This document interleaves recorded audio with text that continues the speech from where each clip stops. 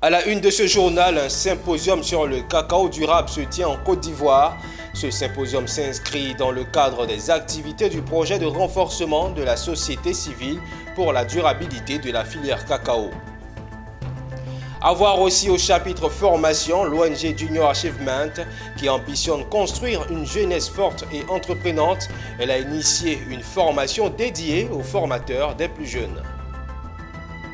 Et une nouvelle application innovante et digitale vient de naître dans le paysage du travail en Côte d'Ivoire. Il s'agit de Jobo, le point complet dans cette édition.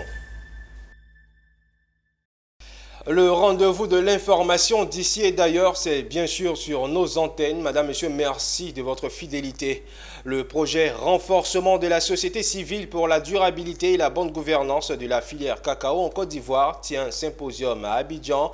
Ce symposium s'inscrit dans le cadre des activités du projet de renforcement de la société civile pour la durabilité et la bonne gouvernance de la filière cacao en Côte d'Ivoire. Ce projet touche des enjeux cruciaux de la filière cacao comme la situation économique des producteurs, le travail des enfants, la déforestation. Le reportage est signé Fulgence Canon et Nicolas Angwa. Ce sont une cinquantaine d'acteurs du secteur de la cacaoculture présents au symposium sur le cacao durable en Côte d'Ivoire. Ces auditeurs sont entre autres des experts des organisations de producteurs et de la société civile ivoirienne et européenne. Ces acteurs réunis vont échanger des idées, des expertises et des solutions pour faire progresser la filière de manière responsable et durable. On ne peut pas ne pas faire du cacao. Il n'y a plus de forêt pour faire le cacao. Il faut bien qu'on fasse du cacao quelque part. Et nous estimons que les anciennes boucles peuvent être recolonisées si la science, si la recherche se met ensemble pour trouver des variétés qui sont plus résilientes au climat actuel, qui sont plus adaptées au sol, qui sont pauvres. Donc c'est possible si tout le monde s'y met. Un panel a permis aux participants de comprendre les enjeux cruciaux de la filière cacao tels que la situation économique difficile des producteurs, le travail des enfants et la déforestation.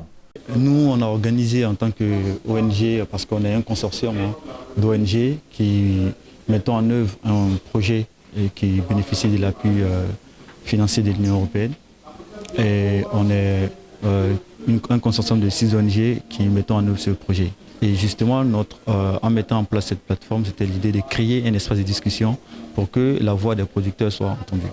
Le symposium sur le cacao durable en Côte d'Ivoire vient contribuer à mettre en place un meilleur système de traçabilité appliqué à la filière cacao et lutter contre la déforestation, mais aussi les moyens pour améliorer les revenus des producteurs de cacao par l'octroi d'un revenu décent.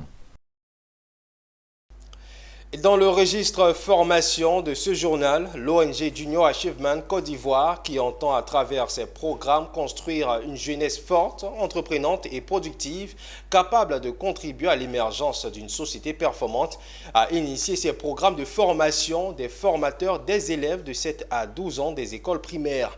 Cette série de formations à l'endroit des enseignants s'est déroulée à la direction des établissements privés à Abidjan Plateau, nous témoignent Djekou de Silva et Richard Akeke. Ils sont tous là, les enseignants des écoles primaires. L'ONG Junior Achievement Côte d'Ivoire entend, à travers ses programmes, construire une jeunesse forte, entreprenante et productive. Elle a décidé de former les formateurs qui auront désormais la responsabilité de bâtir une jeunesse confiante en son avenir. Et ce sont les enfants de 7 à 12 ans qui seront formés par ces formateurs. Une action soutenue par le ministère de l'Éducation nationale.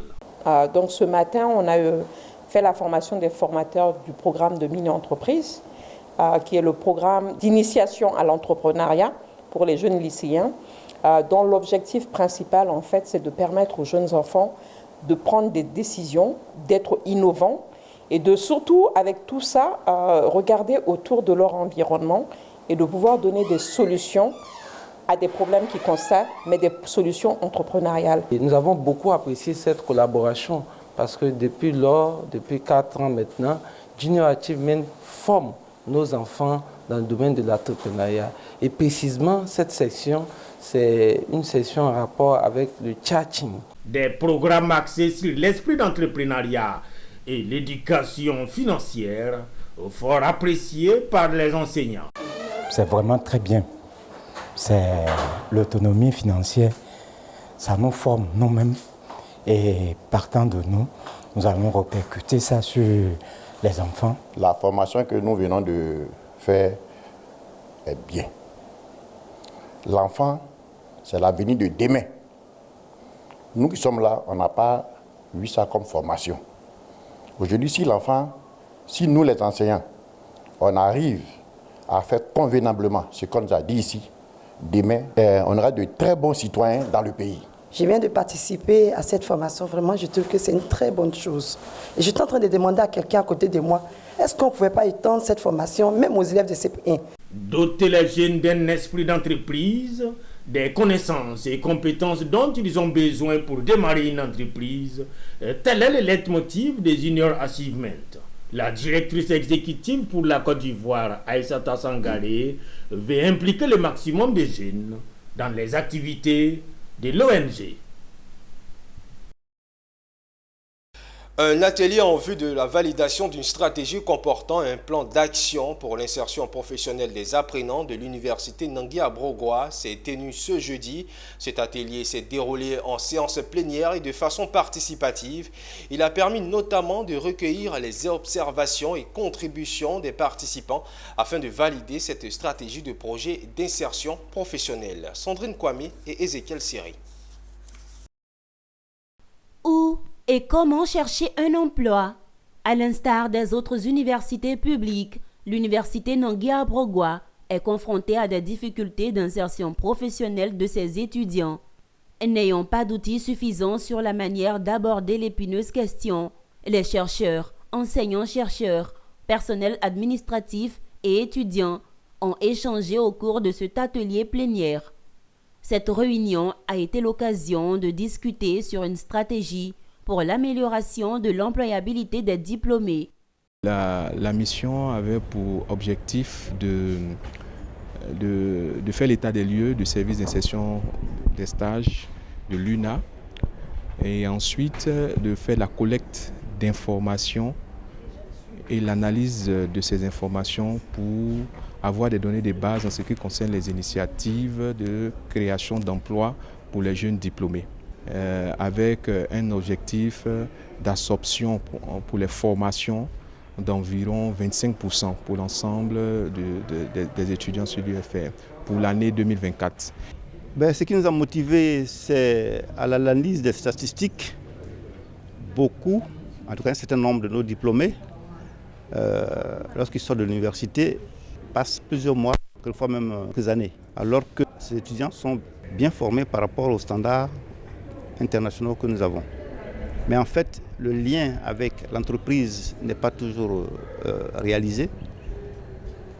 Et c'est ce lien-là que nous devons renforcer parce que ce que nous formons, ce n'est pas l'administration publique qui va les employer, c'est surtout le secteur privé qui est le premier employeur qui va les employer. Notons que cet atelier a été organisé dans le cadre du contrat de performance signé avec la Banque mondiale et le ministère de l'Enseignement supérieur et de la Recherche scientifique. L'université Nangui-Abrogwa, dans le cadre de son premier contrat de performance, a choisi 4 objectifs majeurs, dont l'amélioration des conditions de vie de la communauté universitaire. En vue de réduire le gap constaté dans l'enseignement technique, la formation professionnelle et de l'apprentissage, le Centre africain pour la transformation économique a procédé au lancement de la deuxième phase du programme de soutien de l'emploi et des compétences des jeunes dénommé Pacte Yes. C'était à l'université Félix Houphouët-Boigny d'Abidjan en présence de Walter Kofi et Ezekiel Siri. Un autre chapitre sur l'emploi et la compétence des jeunes vient de s'ouvrir avec ces travaux qui ont réuni enseignants-chercheurs et acteurs de la formation professionnelle. Une rencontre organisée par le Centre de recherche microéconomique de développement CREMID afin de présenter à l'ensemble des parties prenantes les enjeux du plaidoyer sur l'orientation professionnelle des apprenants de l'enseignement technique, de la formation professionnelle et de l'apprentissage. Des réflexions dont les résultats devraient aider la jeunesse à se doter des compétences nécessaires pour répondre aux défis de l'employabilité. Nous pensons qu'un apprenant qui fait une telle formation, c'est qu'il augmente ses capacités, mais il ne sait pas les capacités qu'il lui faut sur le terrain de l'emploi. Et donc, à travers l'encadrement des conseillers d'orientation, en appliquant la stratégie du projet professionnel, on permet à cet apprenant d'avoir l'information juste sur le métier qu'il veut faire et les compétences qui sont liées à ça. À partir de ce moment-là, il pourra définir le chemin de formation lui-même. Le ministère ivoirien de l'enseignement technique, de la formation professionnelle et de l'apprentissage a apporté son soutien à ce programme qui se conforme à son plan d'action. Nous pensons que le sujet qui est en train d'être traité nous intéresse. Comment faire en sorte que les élèves de Côte d'Ivoire comprennent l'enseignement technique de la formation professionnelle, sachent qu'ils ont un intérêt à aller faire la formation professionnelle. Comment leur faire percevoir les débouchés potentiels qui les attendent, alors que quand on ne sait pas, tout le monde passe le bac, tout le monde pense qu'il faut aller à l'université. On vient à l'université, on fait une licence, on fait un master. Et puis, là où nous voulons recruter les élèves de 3e pour leur donner une formation professionnelle, ce sont ces licenciés et ces titulaires de master qui descendent pour aller faire la formation. Notons que le chapitre sur l'emploi des compétences des jeunes, YES, a été lancé dans 6 pays dans la Côte d'Ivoire. Il est piloté et financé par le Centre africain de transformation économique, A7. Cette nouvelle pourrait vous intéresser. Il existe désormais une nouvelle application innovante et digitale dans le paysage du travail en Côte d'Ivoire. Il s'agit de Jobo, une solution pour recruter de manière sécurisée et facile le personnel domestique. C'est une initiative de l'intégrateur de solutions innovantes Tiniz pour améliorer les conditions de travail du personnel et révolutionner le domaine du placement en Côte d'Ivoire. Zénab Dosso et Ezekiel Siré.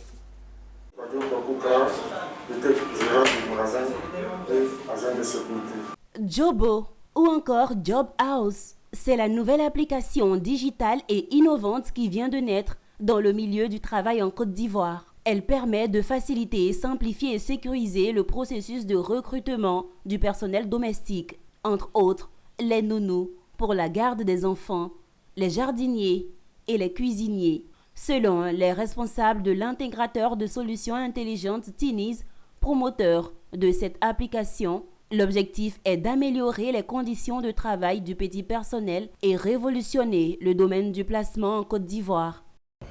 Nous avons lancé Job aujourd'hui, qui est une application qui facilite la mise en relation entre les employeurs. Premièrement, à faciliter la mise sur le marché de l'emploi du petit personnel.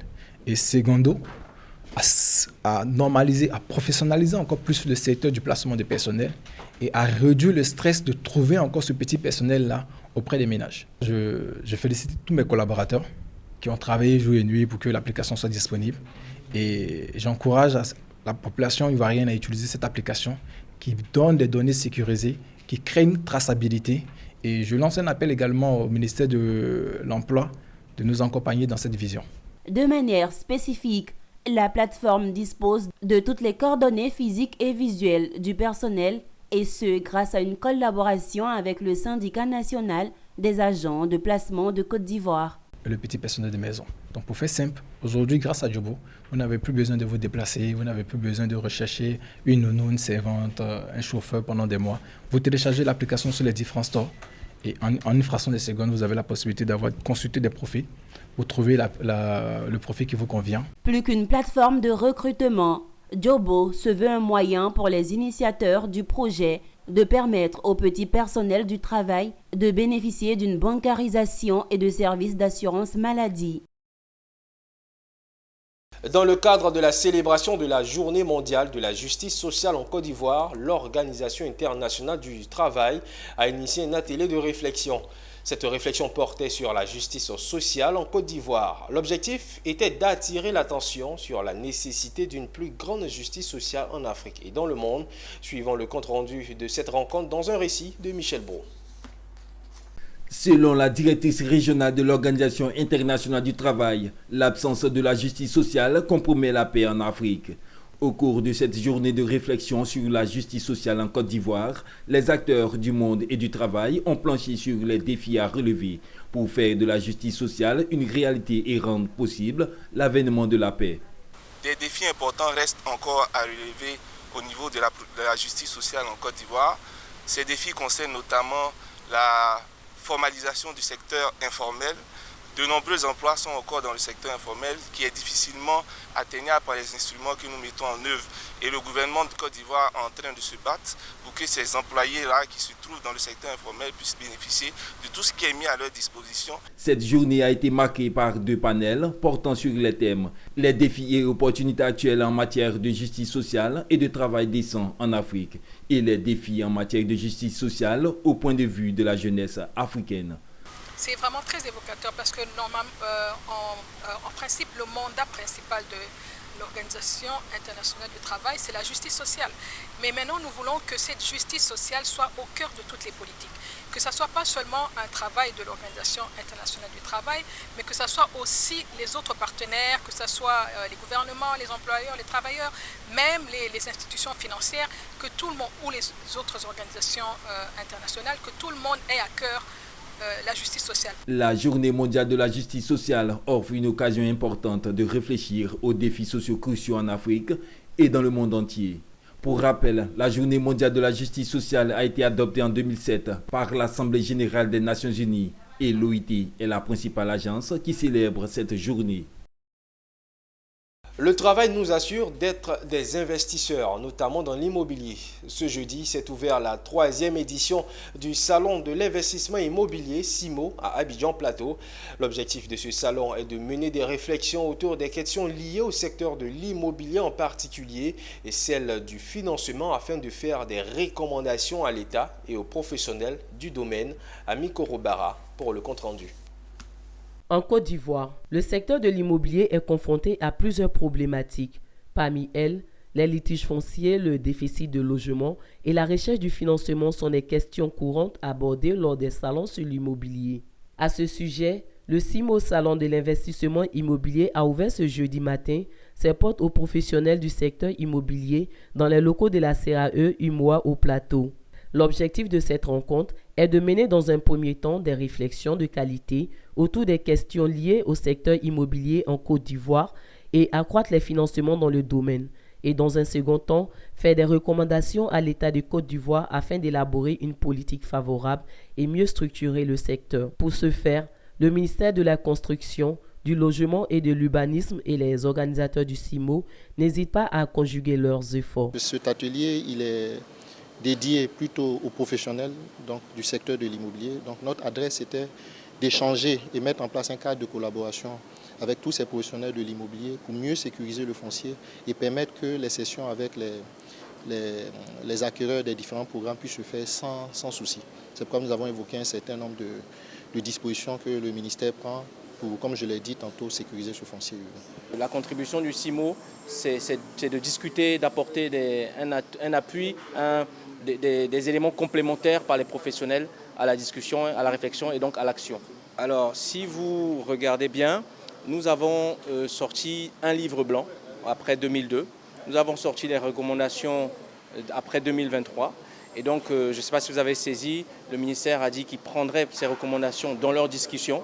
Donc, en fait, nous contribuons à la réflexion des acteurs ministériels et même des acteurs étatiques qui ensuite prennent leurs décisions. Avec pour thématique investissement immobilier et le futur de l'urbanisation, la nécessité impérative d'une approche holistique, cette édition 2024 qui fermera ses portes ce vendredi 23 février 2024 se veut un cadre où se dessinent les contours du futur de l'investissement immobilier et de l'urbanisation en Côte d'Ivoire. Intéressons-nous à l'environnement. Le parc national de la Comoé, le plus vaste de Côte d'Ivoire, est l'un des plus grands d'Afrique de l'Ouest. L'Office ivoirien des parcs et réserves travaille à la promotion de cette aire située dans la localité de Bouna aux primes du tourisme.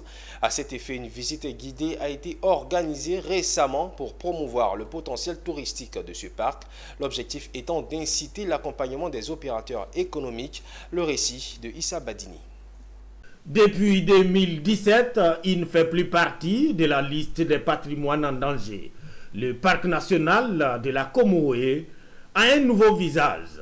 La reconstitution de la faune et de la flore laisse place désormais à une exploitation plus propice du parc, le plus grand protégé du pays. Répondant donc aux critères de sécurité et commodité, l'heure est à la valorisation de ce riche patrimoine ivoirien.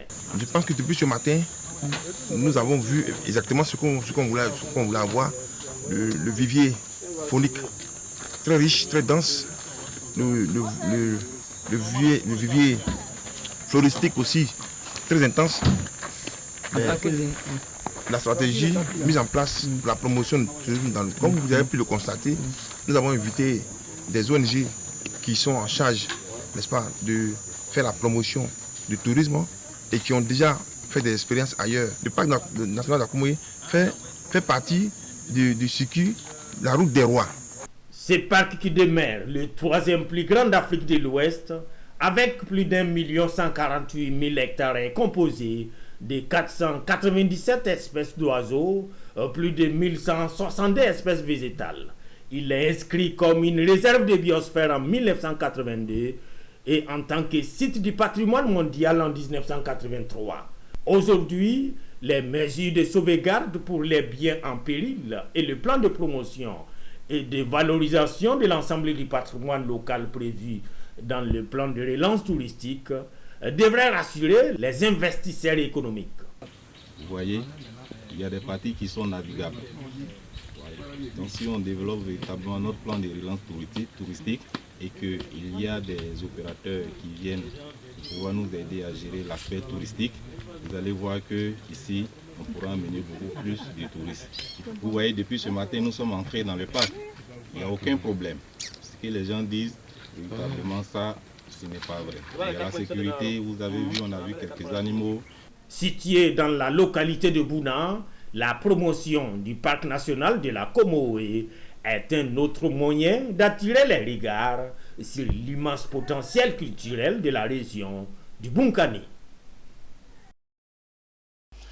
En image, l'institution financière multilatérale de développement panafricaine Africa Finance Corporation s'est engagée récemment à investir en actions 40 millions de dollars pour la construction de l'African Medical Center of Excellence, un centre de traitement médical et de recherche qui sera basé à Abuja au Nigeria. Ce projet d'établissement de santé sera exécuté en 4 phases pendant 6 ans. En tant que nouvel actionnaire, l'AFC interviendra dans la première phase qui porte sur la construction d'un premier hôpital spécialisé. L'installation débutera ses opérations au premier trimestre 2025. Une compagnie minière canadienne active dans l'exploitation aurifère du Mali en Côte d'Ivoire a produit 9,75 tonnes d'or en 2023. L'année dernière, la production de la mine Bonikro fut de 99 000 onces, alors que celle d'Agbaou s'est établie à 73 000 onces, soit un total de 172 000 onces. Pour atteindre ses objectifs, Allied Gold devra injecter 62 millions de dollars dans ses opérations ouest-africaine en 2024, dont 47,5 millions de dollars pour la seule mine d'or Sadiola. Et voilà qui met un terme à cette édition. Merci de votre attention. Restez en notre compagnie. Le programme se poursuit sur Business 24 Africa.